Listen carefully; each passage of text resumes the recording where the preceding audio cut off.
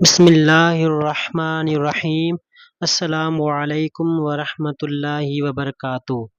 میں ایک گھر کے قریب سے گزر رہا تھا کہ اچانک مجھے گھر کے اندر سے ایک 10 سالہ بچے کی رونے کی آواز آئی۔ آواز میں اتنا درد تھا کہ مجھے مجبوراً گھر میں داخل ہو کر معلوم کرنا پڑا کہ یہ 10 سالہ بچہ کیوں رو رہا ہے۔ اندر داخل ہو کر میں نے دیکھا کہ ماں اپنے بیٹے کو آہستہ سے مارتی اور بچے کے ساتھ خود بھی رونے لگتی۔ میں نے آگے ہو کر پوچھا، بہن کیوں بچے کو مار رہی ہو اور وہ خود بھی روتی ہو؟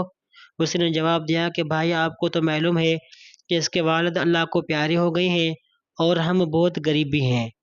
میں لوگوں کے گھروں میں مزدوری کرتی ہوں اور اس کی پڑھائی کا مشکل سے خرچ اٹھاتی ہوں۔ یہ کم وقت اسکول روزانہ دیر سے آ جاتا ہے اور روزانہ گھر دیر سے آتا ہے۔ جاتے ہوئے راستے میں کہیں کھیل کود میں لگ جاتا ہے اور پڑھائی کی طرف سے ذرا بھی توجہ نہیں دیتا، جس کی وجہ سے روزانہ اپنی اسکول کی وردی گندی کر لیتا ہے۔ میں نے بچے اور اس کی ماں کو تھوڑا سمجھایا اور چل دیا۔ ایک دن صبح سبزی منڈی کچھ سبزی وغیرہ لینے کے لیے گیا تو اچانک میری نظر اسی 10 سالہ بچے پر پڑی جو روزانہ گھر سے مار کھاتا تھا۔ کیا دیکھتا ہوں کہ وہ بچہ منڈی میں پھر رہا ہے اور جو کہیں تاج اپنے دکاندار کے لیے سبزی خرید کر اپنی بوریوں میں ڈالتے تو ان سے کوئی سبزی زمین پر گر جاتی اور وہ بچہ اسے فوراً اٹھا کر اپنی جھولی میں ڈال دیتا۔ میں یہ ماجرا دیکھ کر پریشانی میں مبتلا ہو رہا تھا کہ چکر کیا ہے۔ میں اس بچے کو چوری چوری فالو کرنے لگا۔ جب اس کی جھولی سبزی سے بھر گئی تو وہ سڑک کے کنارے بیٹھ کر اونچی اونچی آواز میں لگا کر اسے بیچنے لگا۔ منہ پر مٹی گندی وردی اور آنکھوں میں نمی کے ساتھ ایسا دکاندار زندگی میں پہلی بار دیکھ رہا تھا۔ دیکھتے دیکھتے اچانک ایک آدمی اپنی دکان سے اٹھا جس کی دکان کے سامنے اس بچے نے ننھی سی دکان لگائی تھی۔ اس شخص نے آتے ہی ایک زوردار پاؤں مار کر اس ننھی سی دکان کو ایک ہی جھٹکے میں ساری سڑک پر پھیل دیا اور بازو سے پکڑ کر اس بچے کو بھی اٹھا کر دھکا دے دیا۔ ننھا دکاندار آنکھوں میں آنسو لیے دوبارہ اپنی سبزی کو کٹھا کرنے لگا اور تھوڑی دیر بعد اپنی سبزی کسی دوسری دکان کے سامنے ڈرتے ڈرتے لگا لی۔ بھلا ہو اس شخص کا جس نے دکان کے سامنے اب اس نے اپنی ننھی دکان لگائی۔ اس شخص نے اس بچے کو کچھ نہیں کہا۔ تھوڑی سی سبزی تھی، جلد ہی فروخت ہو گئی اور وہ بچہ اٹھا اور بازار میں ایک کپڑے والی دکان میں داخل ہوا اور دکاندار کو وہ پیسے دے کر دکان میں پڑا اپنا اسکول بیگ اٹھا لیا اور بنا کچھ کہے اسکول کی جانب چل دیا۔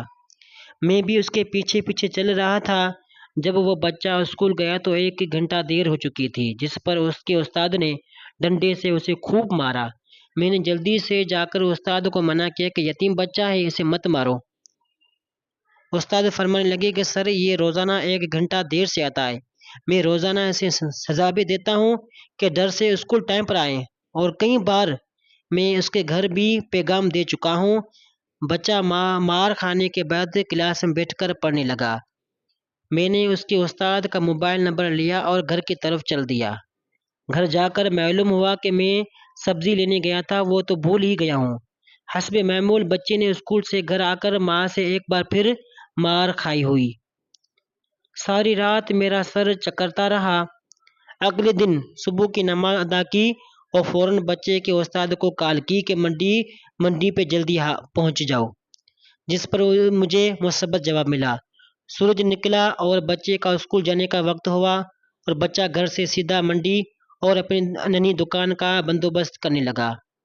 میں نے اس کے گھر جا کر اس کی والدہ کو کہا کہ بہن میرے ساتھ چلو، میں تمہیں بتاتا ہوں کہ آپ کا بیٹا اسکول کیوں دیر سے جاتا ہے۔ وہ فوراً میرے ساتھ منہ میں یہ کہتے ہوئے چل پڑی کہ آج اس لڑکے کی میرے ہاتھوں خیر نہیں، چھوڑوں گی نہیں اسے آج۔ منڈی میں لڑکے کا استاد بھی آ چکا تھا۔ ہم تینوں نے منڈی کی 3 مختلف جگہوں پر پوزیشن سنبھالی اور ننھی دکان والے کو چھپ کر دیکھنے لگے۔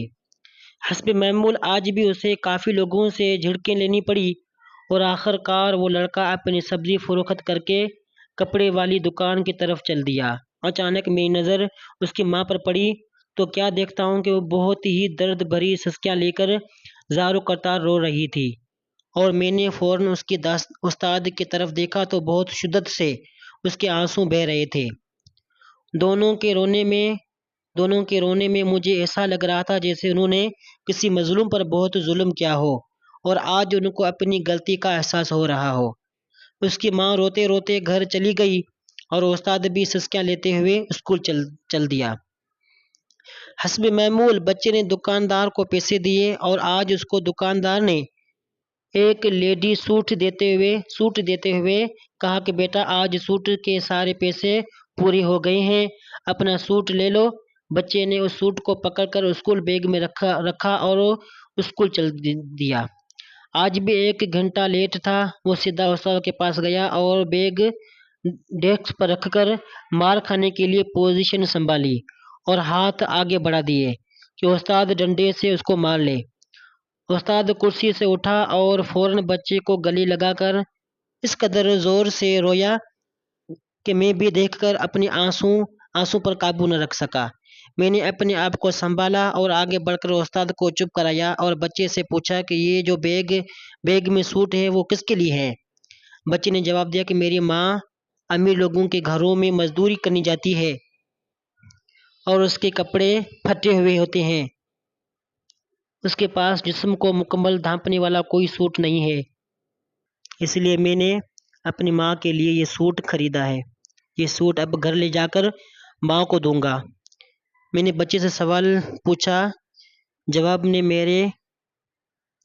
میرے اور اس کے استاد کے پیروں کے نیچے سے زمین ہی نکل دی۔ بچے نے جواب دیا، نہیں انکل جی، چھٹی کے بعد میں اسے درزی کو سلائی کے لیے دے دوں گا اور روزانہ تھوڑے پیسے جمع کر کے سلائی دوں گا۔ جب سلائی کے پیسے پورے ہو جائیں گے تب میں اسے اپنی ماں کو دوں گا۔ استاد اور میں یہ سوچ کر روتے جا رہے تھے کہ کبھی اس معصوم کو اور منڈی جانا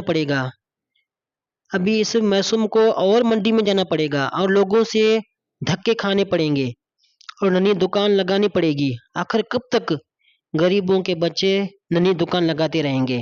آخر کب تک ہم اپنے جیسے ہی انسانوں کو ان کے جائز حقوق کے بھی غاصب بنے رہیں گے اور ان کے حقوق کی تباہی لاتے رہیں گے؟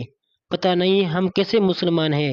اے خدا تیری خدائی میں نہ جانا مجھے کتنے خداؤں سے واسطہ پڑا۔